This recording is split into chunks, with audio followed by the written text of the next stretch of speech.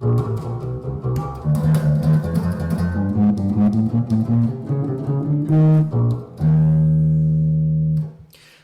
to today's video. My name is Robin Thornton, encouraging you to think musically.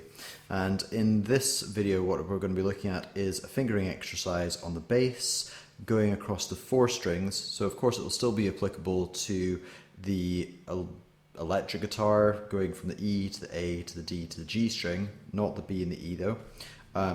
5 and 6 string basses as well, which are tuned in fourths in the middle, and you could use it for the upright bass as well if you're using jazz fingering but not classical fingering.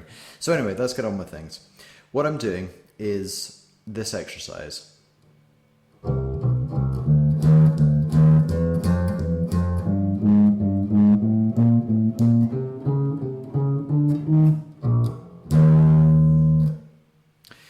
Now, what I want you to do with this exercise is, when we get going with it, you can move it around the neck. As you move further up, you can be playing on smaller frets, and that involves a little bit of precision. As you go further down, you'll be playing on larger frets, which is going to involve stretch, and all of which is going to warm up your muscles. So what am I doing with the exercise?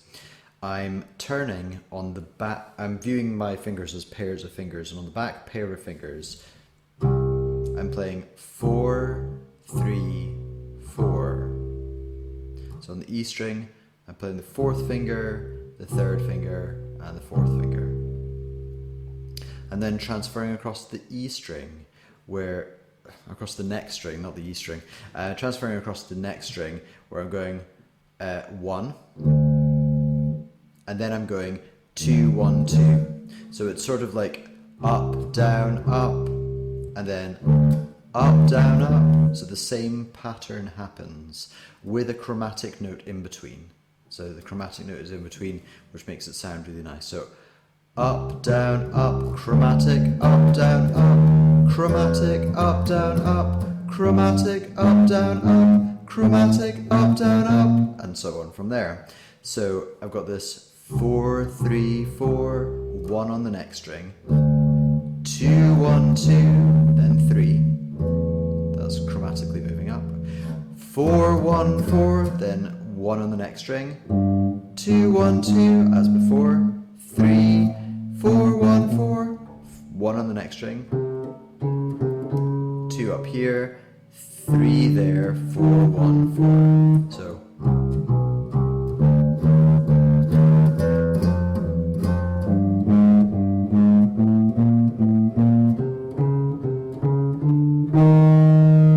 now, as you hit that top note, if you come down to your 2nd finger and play the E string and then the A string, what you're doing is you're playing a tonic-dominant relationship, or dominant note then followed by the tonic note.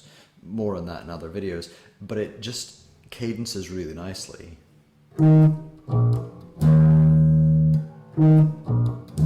And it's that allows me to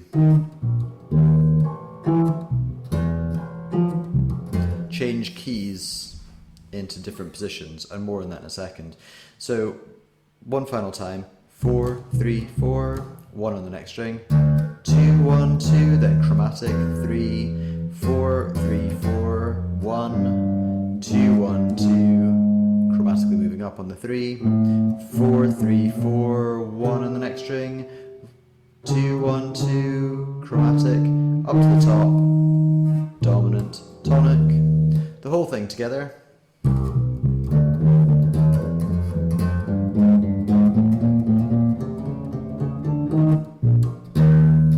And my right hand is out of sight here. It's irrelevant whether you play this with your thumb, with a mixture of your index and your middle, just your middle, or 4 fingers, or whatever. It's not a right-handed exercise.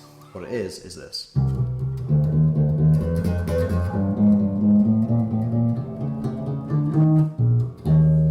And then what you can do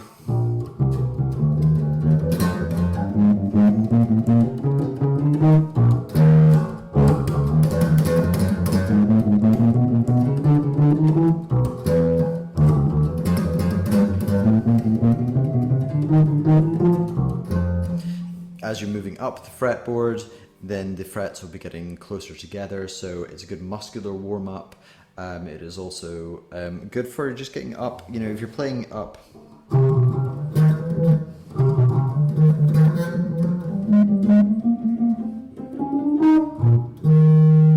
It works on that technique of playing so high up the neck, but you know, I think this is probably off camera at the moment.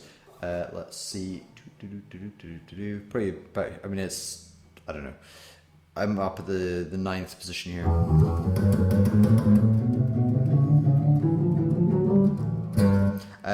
Up at the ninth position, it doesn't really feel that different. Down in your first position, it really does, particularly on bass.